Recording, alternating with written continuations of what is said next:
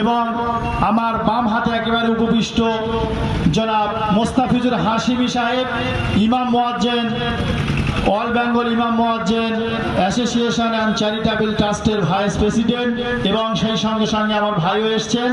এখন বক্তব্য রাখছেন জনাব মোহাম্মদ মুফাক্কিরুল ইসলাম সাহেব, অ্যাডভোকেট, কলকাতা হাইকোর্ট।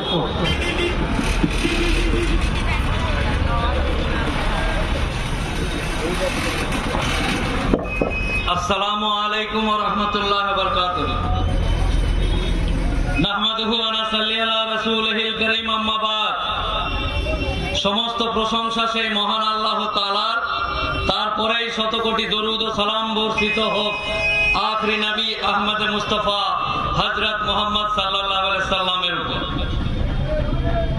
আজ দক্ষিণ 24 পরগনার ঘটকপুকুরে ওয়াকফ বোর্ডের বা ওয়াকফ বিলের প্রতিবাদে আমরা উপস্থিত হয়েছি। আপনারা জানেন আমার ফেসবুকে বিভিন্ন রকম পোস্ট করে থাকি, তো আমি লিখলাম যে 19শে নভেম্বর মঙ্গলবার শহীদ মিনার চলুন। তো আমার ফেসবুকে হিন্দু, মুসলিম, জৈন, বৌদ্ধ, খ্রিস্টান বিভিন্ন ধর্মের মানুষ আমাকে ফলো করে একজন উকিল হিসাবে। তো একজন লিখছে, আমি লিখলাম শহীদ মিনার চলুন, একজন লিখছে জয় শ্রীরাম। আমি লিখলাম মঙ্গলবার নতুন ওয়াকফ বিলের প্রতিবাদে শহীদ মিনার চলুন, একজন লিখছে এক দেশ এক আইন। বিভিন্ন রকম মন্তব্য করছে। তো এটার কারণটা কি? আমার সামনে যারা বসে আছে মুসলিম সম্প্রদায়ের মানুষ, ইসলাম ধর্মাবলম্বী মানুষ বা আশেপাশে যারা আছে, তারা নিজেরাও অনেকেই 100-র মধ্যে 90% মানুষ সঠিকভাবে জানে না যে ওয়াকফ আইন কি, ওয়াকফ কি জিনিস, ওয়াকফ বিল কি। ওয়াকফ মানে ওই মসজিদের জমিটা ওয়াকফ, আর ওই কবরস্থান ওয়াকফ, এরকম জানে। তো ঠিক তেমনই আমার পাশে আমার মাইকের বক্তব্য শুনছে আমার অত্যন্ত কাছের শ্যামল বাবু। শ্যামল বাবু ভাবছে এটা মুসলমানদের ব্যাপার, দাড়ি টুপি পরা লোকটি এসছে, ওদের মুসলমানরা সব সম্পত্তি নিয়ে নিয়েছে, মোদিজি ঠিকই করছে, মুসলমানদের সম্পত্তিগুলো নিয়ে সবাই মিলে ভাগ করে খাবো, এতে কি সমস্যা? নিঃসন্দেহে আমি এই শ্যামল বাবুর কথাকে সমর্থন জানাই যে মুসলমানরা কারো জমি যদি নিয়ে নেয় তো নিশ্চয় এটা অন্যায় করছে।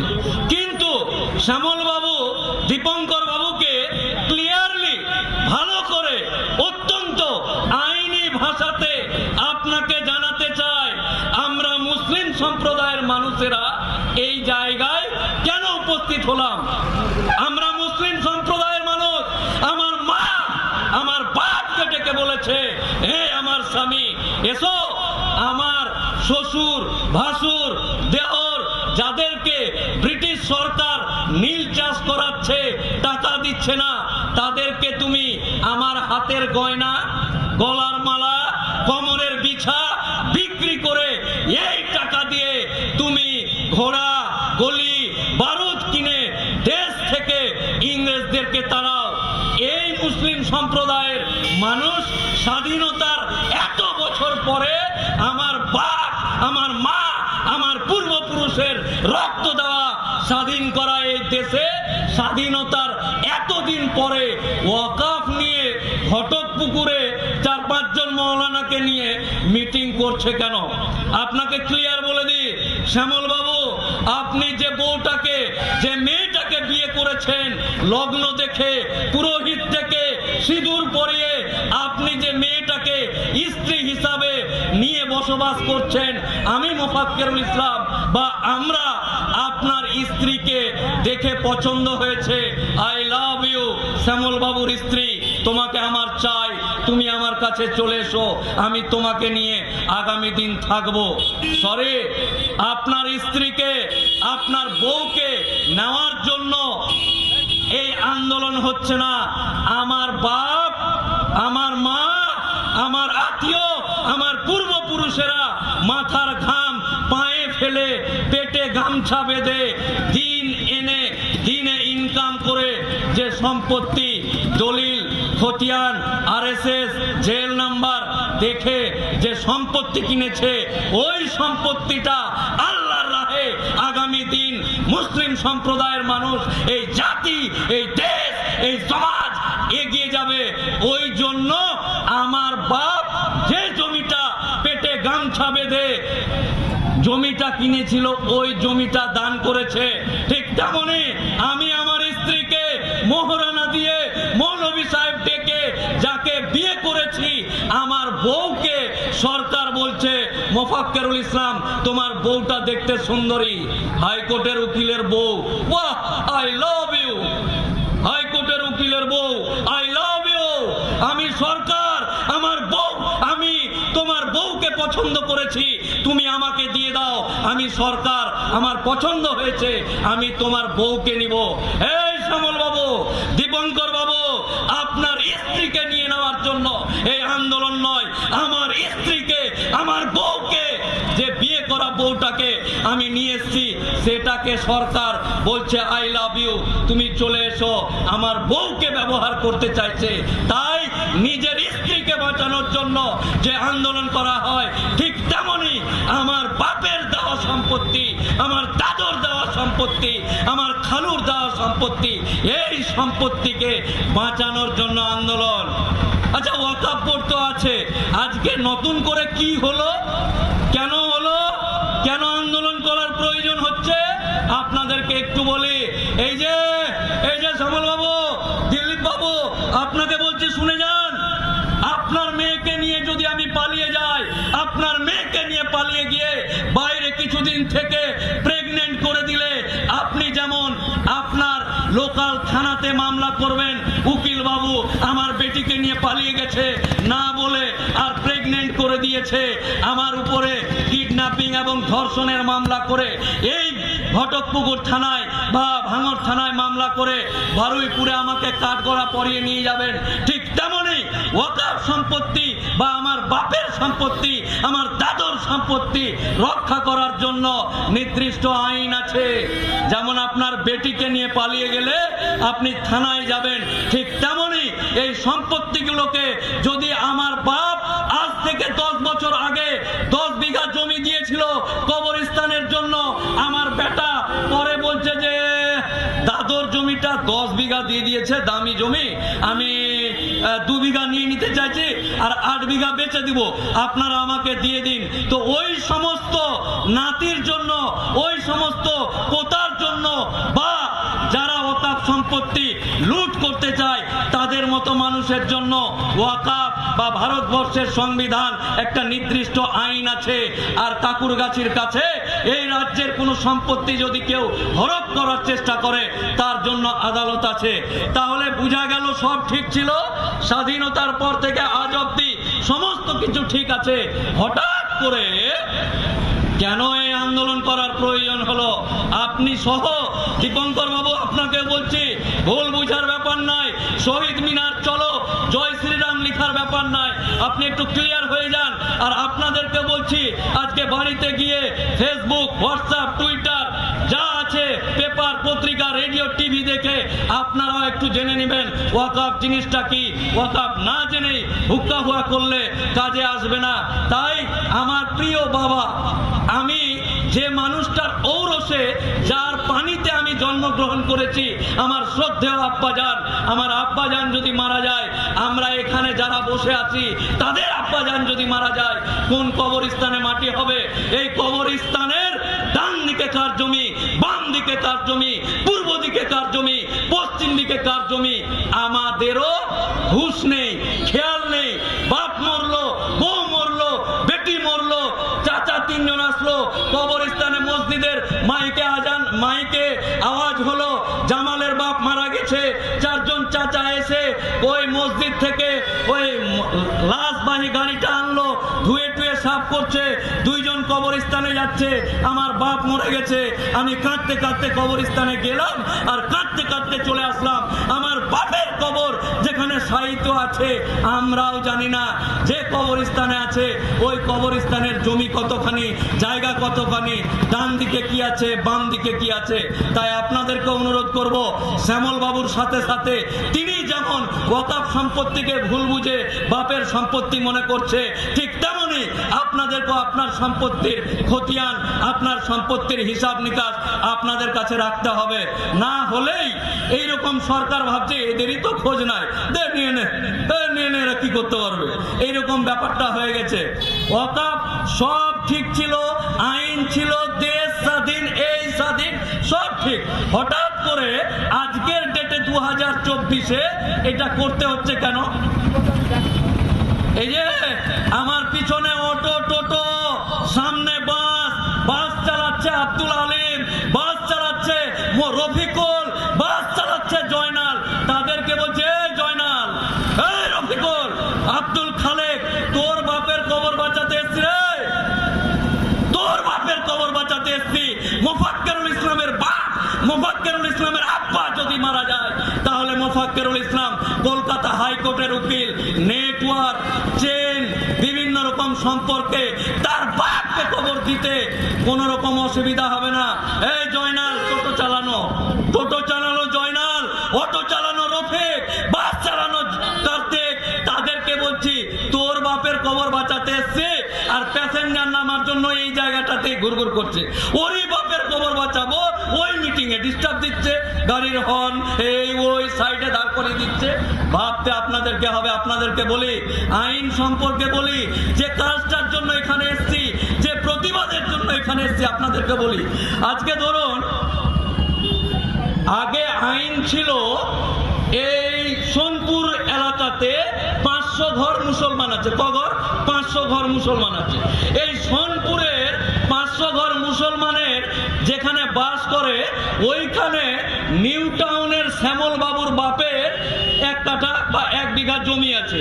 আমরা সোনপুর থেকে শ্যামল বাবুর বাপের কাছে গেলাম নিউ টাউনে গিয়ে বললাম, দেখুন আমরা সোনপুরের লোকজন, একটু টাকা পয়সা আমাদের কম আছে, জায়গা জমি কিনতে পারছি না, কিন্তু ঈদগাহের নামাজ পড়ার জন্য আমাদের খুব অসুবিধা হচ্ছে। ঈদগাহের নামাজের জন্য আপনি যদি জমিটা দিতেন তাহলে আমরা সবাই মিলে ওই জায়গাটাতে নামাজ পড়তাম ঈদগাহের, আর আপনাদের জন্য একটু দোয়াটা করতাম যেন আপনারা ভালো থাকেন আগামী। শ্যামল বাবুর বাপ আর আমার বাপ বন্ধু লোক। এখন আমি আর শ্যামল রাজনৈতিক বিষয়ে, ও বলছে মোফাক্কেরুল মুসলমান, এ বলছে মোফাক্কেরুল মুসলমান। এই জিনিস কিন্তু শ্যামলের বাপ আর আমার বাপের মধ্যে ছিল না। এগুলো টাটকা জন্ম দেওয়া ব্যাপার। হিন্দু মুসলমান, মুসলমান হিন্দু, এগুলো টাটকা আজকেই এই রিসেন্ট জন্মগ্রহণ করেছে। আগে কিন্তু হিন্দু মুসলমান, আজান, রোজা, নামাজ, কোনো কিছু নেই, সমস্যা ছিল না। নতুন করে সমস্যা তৈরি করেছে। তাহলে শ্যামল বাবুর বাপ সোনপুরে 1 বিঘা জমি ছিল, দান করতে পারত। এই বর্তমান সরকার বলছে, শ্যামল বাবু এখন দেশে হিন্দু খতরে মে হ্যায়, এক হ্যায় তো সেফ হ্যায়, বটেঙ্গে তো কাটেঙ্গে। এই যুগে তুই জমি দিতে যাচ্ছিস সোনপুরের ওই মোল্লা মুন্সি গাজী হুসেন ইসলাম হক, এদেরকে আইনে বলছে শ্যামল বাবুর বাপ সোনপুর বাজারে জমি দিতে পারবে না। ভালো কথা, নিব না। আমরাই কোনো মতন গামছা পেতে, কাদা হলো, বৃষ্টি হলো, নামাজ পড়ে নিব। কিন্তু এই সরকার বলছে শ্যামল বাবুর বাপ জমি দিতে পারবে না। কিন্তু আমাদের যে ঈদগাহ আছে, ঈদগাহ কমিটিতে 12 জন মেম্বার আছে। 12 জন মেম্বার আছে। এই ঈদগাহ কমিটির 12 জনের মধ্যে 2 জন অমুসলিম বা শ্যামল বা বিমলকে রাখতে হবে। তা আমাদের তো আপত্তি হওয়ার কথা নয়। শ্যামল থাকলো, ঈদগাহ কমিটিতে আবার কি আছে? মসজিদ কমিটিতে, ঈদগাহ কমিটিতে, কবরস্থানের কমিটিতে, দরগা, মাজার, খানকা, কোন জায়গাতে শ্যামল এবং বিমলেরা যদি আমাদের কমিটিতে আসে আপত্তি নেই, নেই, নেই, নেই। আমি মোফাক্কেরুল ইসলাম আল্লাহকে সাক্ষী রেখে বলছি, কোনো অসুবিধা হবে না। তাহলে প্রশ্ন কেন, আন্দোলন কেন? শ্যামল বিমলের কে নিয়ে আপত্তি নয়, এই নোংরা মানসিকতা। কোন নোংরা মানসিকতা? না তো কর্ণাটক কর্ণাটক হাইকোর্টের জজ বিচার করছে, মার্ডার কেসের আসামি, ভাঙড়ের পাশের এলাকা ধরুন, বলছে ও ওই পাকিস্তান এলাকাটার পাশে এই আসামিটার বাড়ি। তাহলে ভাবুন, একজন সংবিধানে হাত রেখে কসম খাওয়া একটা হাইকোর্টের জজ মুসলমান এলাকাকে যদি বলে পাকিস্তানের এলাকার পাশের লোকটা, তাহলে ওই লোকটার কাছে যদি ভাঙড়ের আব্দুল লতিফের মুরগি চুরির মামলাটা ওই জজের কাছে যায়, তাহলে ওই জজ কি রায় দিবে? শ্যামলের সাথে আমাদের আপত্তি নয়, বিমলের সাথে আপত্তি নয়, এই যে নোংরা মানসিকতা, এই মানসিকতাকে আপত্তি। তাই বলছি, আমার বাপের দেওয়া জমি, আমার দাদুর দেওয়া জমি, আমরা নামাজ পড়বো, আমরা কবর দিব, কাউকে মাতব্বরি করতে দেওয়া যাবে না। এই জন্যই আমরা প্রতিবাদ করছি। এই গেল এক। তাহলে ওরা জমি দিতে পারবে না, ওরা আবার দুজন মেম্বার হবে, এ গেল দুই। 3 নম্বর পয়েন্ট হচ্ছে, দক্ষিণ 24 পরগনার ডিএম বা কালেক্টর আলিপুরে বসে আলিপুর থেকে মালঞ্চ যাচ্ছে চিংড়ি মাছ, গলদা চিংড়ি কিনতে। কোথায় যাচ্ছে? গলদা চিংড়ি কিনতে মালঞ্চ। কে যাচ্ছে? দক্ষিণ 24 পরগনার ডিএম বা কালেক্টর। এই সরকার কালেক্টর বা ডিএম কে যে পাওয়ারটা দিচ্ছে, সংক্ষেপে বোঝানোর চেষ্টা করি, আলিপুরের ডিএম যাচ্ছে মালঞ্চ গলদা চিংড়ি কিনতে। যেতে যেতে বলছে ঘটকপুকুরে এই পাশে যে মসজিদটা আছে, অনেকটা পার্কিং করার, গাড়ি পার্কিং করার অনেক জায়গা আছে। আহ, কিতনা সুন্দর হ্যায় মসজিদ, हमको चाहिए। যদি বলে ডিএম বলে এই মসজিদ हमको चाहिए, ये मदरसा हमको चाहिए, ये ईदगाह हमको चाहिए, ये কবরস্থান हमको चाहिए, তাহলে ডিএম কিন্তু ওইটা নিতে পারে। কিরকম করে বলি, চিংড়ি কিনতে যাচ্ছে, দেখলো ये हमको चाहिए, মনে মনে হয়ে গেল বাপরে। কারণ আমরা ইসলাম ধর্মাবলম্বী মানুষ, মুসলমান মানুষ, নিজের পেটে গামছা বেঁধে হলো টোটো ভ্যান রিক্সা চালালেও আমার পাড়াতে যে মসজিদটা আছে জিভ দিয়ে চাটা যাবে, এত পরিষ্কার। আমার বাড়ি ইন্দ্রাবাসের, আমার বাড়ি তিরপলের, আমার বাড়ি কাদামাটির, কিন্তু আমার আল্লাহর ঘর অত্যন্ত সুন্দর, অত্যন্ত পবিত্র, অত্যন্ত পরিষ্কার করে আমার আল্লাহর ঘরকে আমরা রাখি। তাই এই ঘর পরিষ্কার ঘর দেখে ডিএম বা কালেক্টরের যখন মনে হবে যে ये हमको चाहिए, এ ঠাকুর ये हाथ हमको दे दो, ঠিক তেমনই বলবে যে এ মুসলমান ये মসজিদ हमको दे दो। তাহলে কমিটিকে বলবে এই জমিটার, এই মসজিদ কমিটির লোকজন ডাকো, এই কালকে আসো আর তোমাদের দলিল টলিল দেখাও। আমার বাপের তৈরি করা মসজিদ, আমার এলাকার চাঁদা তুলে তৈরি করা মসজিদ, আমরা দলিল খতিয়ান RS number, GL number, plot number, দাগ নাম্বার নিয়ে যখন ডিএম এর কাছে গেছি, ডিএম বলছে রে বাপ রে, ये तो सभी ठीक है, ओके है, ये कलिया का हाथ कैसे ले लेंगे, ये মসজিদ কিরকম করে নিতে হবে, কার কিন্তু আমাকে নিতেই হবে। আই লাভ ইউ মসজিদ, আই লাভ ইউ মসজিদের জায়গা। তখন বললো ঘটক পুকুর, তাই তো এই জায়গাটার নাম ঘটক পুকুর। জামে মসজিদের কাগজ দেখাতে গেছে, বলছে যে ঘটকটা আর পুকুরটা এই যে বাংলাতে লেখা আছে এটা একটু দূরে হয়ে গেছে। ঘটক পুকুর জামে মসজিদ, পুকুর জামে মসজিদটা ঠিক লেখা আছে আর ঘটকটা একটু দূরে হয়ে গেছে। না না না, এটা মনে হয় একটু ভুল আছে, ইনকোয়ারি করতে হবে। ইনকোয়ারির জন্য এই সিভিক ভলেন্টিয়ার, এই যে এএসআই সাহেব, এই যে তালা লাগানো পুলিশ, যাও তালা মেরে দাও। আমি ডিএম বলছি দক্ষিণ 24 পরগনা, তালা মারো। কোনো মুসল্লি, কোনো নামাজি, কোনো উজু করা মুয়াজ্জিন, ইমাম কেউ ঢুকতে পাবে না। কেন না, তো ডিএম ইনকোয়ারি করছে।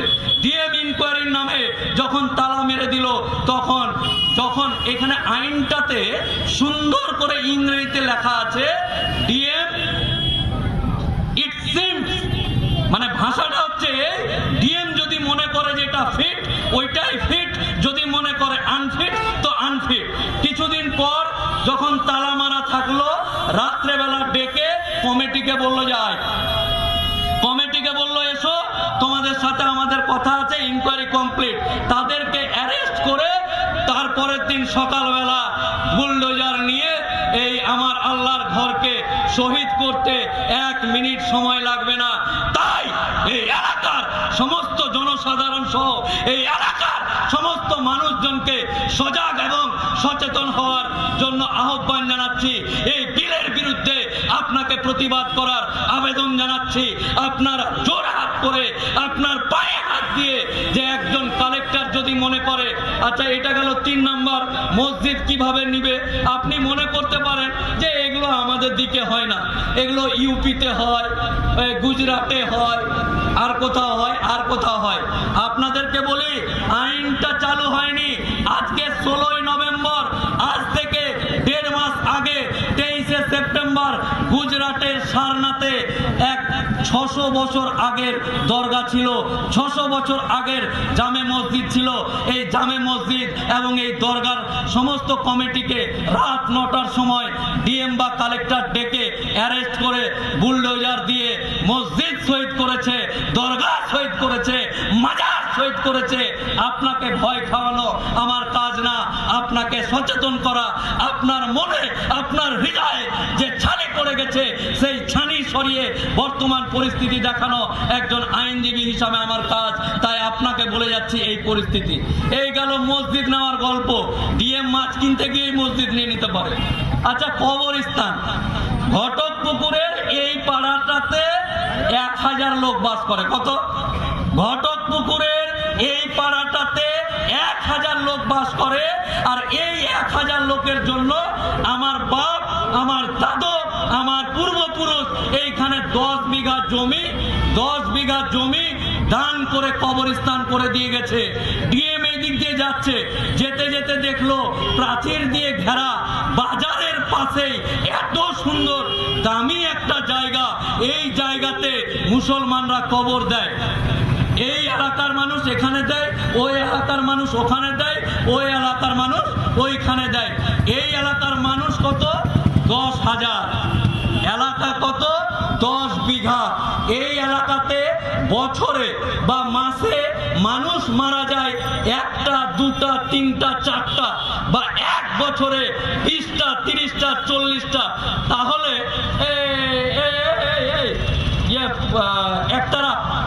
একতারা পুলিশ, দোতারা পুলিশ যা গিয়ে ওই কবরস্থানটাতে 10 বিঘার যে জায়গাটা আছে ওই জায়গাটাতে একটা 4 কাঠার দাগ দিয়ে দে, 4 কাঠার দাগ দিয়ে দে।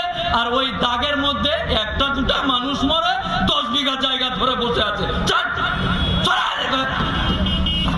কাগজপত্র দেখে ডিএম ওই 4 কাঠা জায়গাকে আপনার বাপের কবর দেওয়ার জন্য, আপনার দাদুর কবর দেওয়ার জন্য ওই 4 কাঠাকে ঘিরে বাকি 9 বিঘা জায়গাতে এই যে বাস টোটো ভিড় করছে, এই ভিড় বলবে যে ওখানে বাস স্ট্যান্ড কর। এই পাওয়ার সরকার দিচ্ছে। তাই আপনার বাপের কবরে এই যে 30 বছর আগে চাচাজি আপনার বাপ মারা গেছে, আপনার মা মারা গেছে, যার পেট থেকে আপনি হয়েছেন, ওই মা ওই বাপের কবরে যেন বাসের গাড়ির চাকা, টোটোর চাকা না ঘুরতে পারে। তাই আপনাকে সজাগ করতে এসেছি, আপনাকে সচেতন করতে এসেছি। ওই 10 বিঘা জায়গাতে 4 কাঠা আলাদা করে ওই জায়গাতে যদি বাস স্ট্যান্ড করে, তাহলে খৈনি কচলাতে যারা আপনার বিরোধিতা করছে ওয়াকফ নিয়ে নে, দিয়ে দে, কেটে দে, ওরা বলবে ঠিকই তো হচ্ছে, ফালতু এতখানি জায়গা, বাস স্ট্যান্ড হচ্ছে, ভালো হচ্ছে, সমাজের কাজ হবে, এখানে গ্যাঞ্জাম হচ্ছে। তো যারা হাসার তারা হাসবে। আপনাকে বলে যে বলতে চাইছে যে 10 বিঘা জমির কবরস্থান নিয়ে 4 কাঠা দিবে, উন্নয়ন হবে, তাদেরকে বলি আমার বাপ, আমার দাদু, আমাদের প্রত্যেকের দেহে নবাবের ছেড়ে যাওয়া বংশধর, বালের বাচ্চা বাঘ, এবং আমাদের মানসিকতা এবং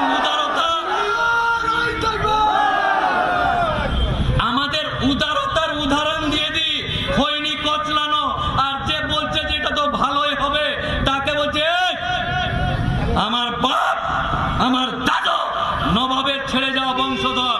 আমার বাপকে এই এলাকার মানুষ যখন গিয়ে বলল আমার মাকে, আমার বাপকে কবর দিতে পারছি না, হাজি সাহেব, হুজুর সাহেব, কিবলা সাহেব, ভাইজান, দাদা যান, চাচা যান, আপনার ওই জায়গাটা দিলে ভালো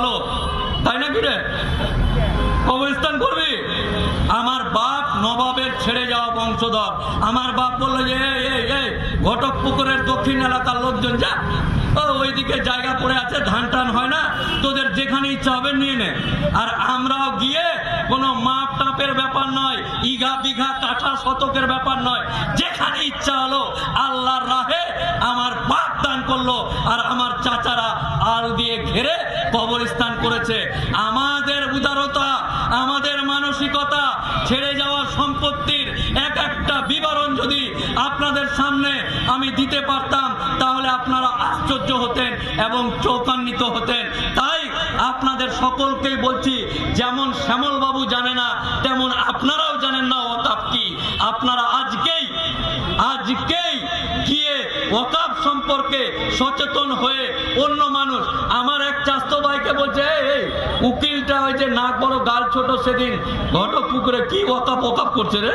হ্যাঁ আমিও জানি না, আমার বাপ দাদুর জমিটা আমার হতে পারে না, মানে আমার চাস্তো ভাইও জানে না, আমার চাস্তো ভাইয়ের বন্ধু দীপঙ্কর ওও জানে না। তাহলে যে জানে না যেমন করে বুঝালো, আর ও ভাবলো যে আমার বউকে টেনে নেওয়ার আন্দোলন করছে। না, আমার বউকে সরকার টেনে নিচ্ছে তার আন্দোলন করছি। তাই আপনাদের রাগ হওয়ার কথা নয়, আপনাদের আমাদের সহযোগিতা করার কথা। ব্রাদারান ইসলাম অত্যন্ত আদর, অত্যন্ত আদব এবং অত্যন্ত সম্মানের সুরে আপনাদেরকে বলি, আমার সামনে বসে থাকা বাবাজি, চাচাজি, কাকাজি, হাজি সাহেব, মোল্লা, মুন্সি, গাজী সাহেব, আপনাদেরকে বলছি আপনার বয়স এখন 67। কত? 67, 62, 63। আপনি এই জয়নাল হাজির কথা বলছি, জয়নাল হাজি সাহেবের বয়স এখন 67। যখন জয়নাল হাজি সাহেব 22 বছরের লোক ছিল, 22 বছরের লোক, হাজি সাহেব হজ করেনি, দাড়ি রাখেনি, টুপি পরেনি, তখন তো একেবারে এরকম ব্যাপার। যখন বারুইপুর যেতেন তখন বারুইপুরের লোক বলতো ঘটকপুকুর থেকে জয়নাল এসছে, সরে যা সরে যা, ঘটকপুকুর থেকে জয়নাল এসছে, জয়নাল দাদা। আর এই জয়নাল চাচা এখন বেঁচেই আছে, যুবক আছে, জ্যান্ত আছে, মরে যায়নি, কবরে যায়নি। তার এই বয়সটাতেই কত কি হয়ে গেল।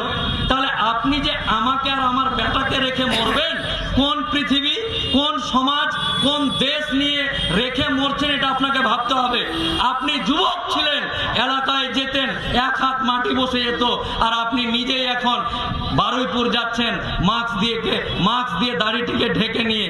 তাই সজাগ এবং সচেতন আপনাকে ভাবতে হবে, কোন রাজ্য, কোন দেশ আপনি দিয়ে যাচ্ছেন। যেই দেশে আপনার বেটাকে আপনি যখন যুবক ছিলেন, আপনার প্রভাব, আপনার সম্পত্তি, আপনার পাওয়ার কেমন ছিল, আজকে আপনি কেমন আছেন, আর কিভাবে বাঁচলেন আপনি, তার চরকায় তেল দিতে গিয়ে আপনি আমাদের মতো লোককে এখন কেউ এসে বলছে লুঙ্গি তুলে দেখছে, কাটা না গোটা, লুঙ্গি পরে আছিস নাকি, যা লাত মেরে বাংলাদেশ পাঠিয়ে দেবো, এই কি খাচ্ছিস, এই খাসির মাংস না অমুকের মাংস, মানে ক্যারি ব্যাগের ভিতরে নাক ঢুকিয়ে চেক করছে।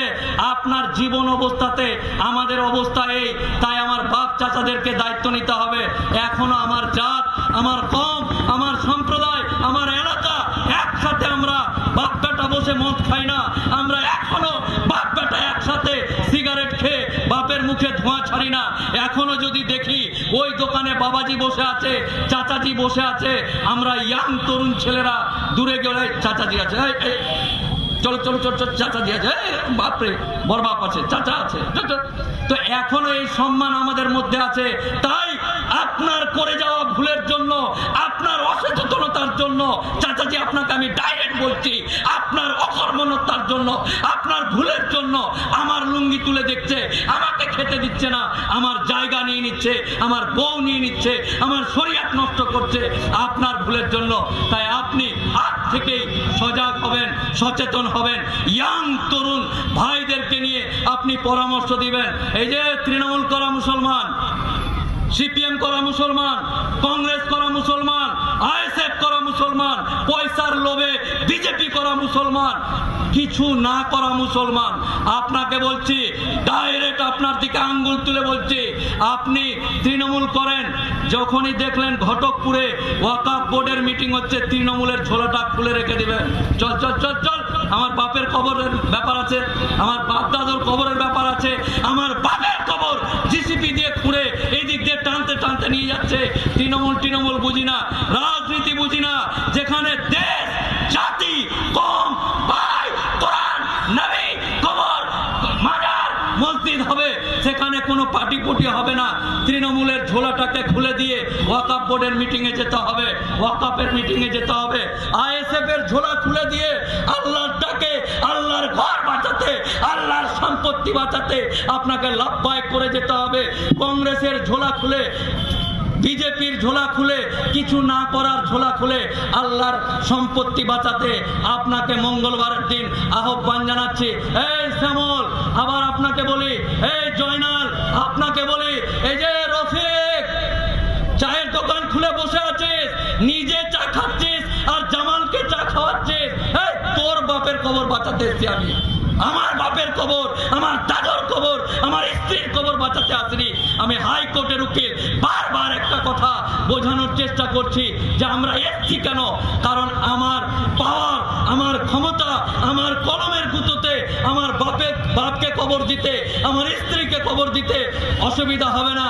জয়নাল, চায়ের দোকানদার, তোর বাপ যে আর ঔরসে তুমি জন্মগ্রহণ করেছো, মরার পর লাশ যেন ঘাড়ে করে না নিয়ে ঘুরতে হয়, ওই জন্য তোর বাপের কবর বাঁচাতে এসেছি।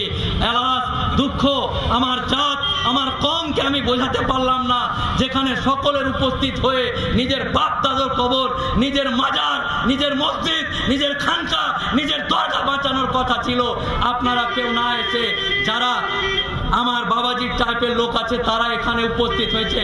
আপনাদেরকে অত্যন্ত সম্মানের তাগিদে, অত্যন্ত সম্মান জানিয়ে আপনাদের সকলকে আবার জেগে উঠার আহ্বান জানাচ্ছি। এই যে কিছুক্ষণ আগে কামরুজ্জামান ভাই বলল যে মুসলিম সম্প্রদায়রা কিয়ামতের আগের দিন পর্যন্ত কাউকে ভয় পায়নি, পাবে না, আগামীতেও পাবে না ইনশাআল্লাহ। তাই এইসব মিস কল মেরে আমাদের ভুল বুঝাবুঝির কারণে, আমাদের অজ্ঞতার কারণে, আমাদের সচেতনতার কারণে আমাদের মাথায় পা রেখে অন্য কেউ ফল খাওয়ার চেষ্টা করছে। তাই আমরা যদি একবার মাথা নাড়া দিই তাহলে মাথা থেকে পড়ে গিয়ে নিচে পড়ে পা পিছলে যাবে, দাঁত ভেঙে যাবে। আসুন নিজের মাথাটাকে নিজের মতো কাজে লাগিয়ে রাজনৈতিক রং চালিয়ে, অনেকে বলবে মঙ্গলবারের মিটিংটা মনে একটু তৃণমূল ঘেঁষা, আমি তো আইএসএফ করি, আমি তো কংগ্রেস করি, আমি তো সিপিএম করি, ওইটা একটু আইএসএফ ঘেঁষা, তৃণমূল ঘেঁষা। মমতা ব্যানার্জি কিছু টাকা দিয়েছে, এরা লাফাচ্ছে, শেষ করছে, লাফাচ্ছে। তাই আপনাদেরকে বলি, ওপেন একদম খোলামেলা বলছি, বাপের জন্মে এই যে জয়নাল চাচা যুবক ছিল, বুড়া হয়ে গেল, আজ অব্দি আপনার বাপ কোন নেতা, কোন মন্ত্রী, কোন এমএলএ, কোন এমপি, মেম্বার, প্রধান তৈরি করতে পারেনি যে আপনি গেলে মোফাক্কেরুল ইসলাম, কামরুজ্জামান নেতা হয়ে যাবে। হ্যাঁ, একটু আগে কামরুজ্জামান এসেছিল, 3টা পুলিশের লাল বাতি আগা দিকে আর পিছা দিকে, আর একদম ঘ করে ঘুরছে আর যাচ্ছে। না, পারেননি, পারবেন না। তাই ফুপো আওয়াজ বা অহেতুক মে ক্যা হো গিয়া, মে ক্যা হনু, এগুলো ভেবে লাভ নেই। আপনার নিজের, এই যে অনেকে আমাদের দাদা পীরের হুজুরগুল্লাহ ফুরফুরা শরীফ আছে, আপনি কি মনে করেন আমরা এত ভক্ত মুরিদ আছে, কে হাত দিবে, দেখে নেব? আজ অব্দি না আপনার বাপ কিছু দেখতে পেরেছে, না আপনার দাদু কিছু দেখতে পেরেছে। আপনি বলেছিলেন 3 তালাক বিল পাস করতে দিব না, দিচ্ছি না। আপনি বলেছিলেন 3 তালাক বিল পাস করতে দিবেন না, হয়ে গেছে। তাই আপনাদের সকলকে মঙ্গলবারের দিন কি পাবেন, কেন পাবেন, পেটে গামছা বেঁধে রোজা করায় অভ্যস্ত মুসলিম সমাজ, আপনাকে বলছি পেটে গামছা বেঁধে হলো নিজের জাত, নিজের কম, নিজের ধর্ম, নিজের ভাই, নিজের বাপ, নিজের আত্মীয় স্বজনের কবর, মাজার, জিয়ারত এবং এই সমস্ত কিছু বাঁচানোর লক্ষ্যে আপনাকে যেতে হবে। আর বেশি বেশি করে পাস করেনি, যখন মোদি পাস করাতে পারেনি, বলেছে যে দেশের অবস্থা কি দেখি, তো আপনি যদি বাড়িতে বসে থাকেন তাহলে বিল পাস হয়ে যাবে। আর একজন দেশের নাগরিক হিসাবে আপনাকে আইন মানতেই হবে, অবশ্যই মানতেই হবে। তাই আপনি যদি এখন জেগে না ওঠেন, কালকে ভাবলেন যে আমি 10টা লেবার করে নিয়ে যাবো, 20টা জন ভাড়া করবো, দিয়ে যাবো, চলো এবার, তখন আর কোনো লাভ হবে না। তাই আজকে আপনাকে জাগার আহ্বান জানিয়ে জানিয়ে মঙ্গলবারের দিন আপনাকে কলকাতায় আহ্বান জানিয়ে আমি আমার বক্তব্য শেষ করছি। মহান আল্লাহ তাআলা এই এলাকার ঘটকপুকুরের মানুষের উপর আমাদের ভুল বুঝাবুঝির কারণে মহান আল্লাহ তাআলা যেন আমাদের কাছ থেকে রহমতের হাত না উঠে নেয়। হে আল্লাহ, আমরা পাপী তাপী মানুষ, আমাদের অকর্মণ্যতা, আমাদের অসচেতনতা, আমাদের ভুলের জন্য আমাদের আগামী প্রজন্ম যারা আসবে আপনার রহমতের হাত যেন আমাদের কাছ থেকে না যায়, এই দোয়া রেখে, এই আবেদন রেখে আপনাদের প্রত্যেকের কাছে আমি আমার বক্তব্য শেষ করছি।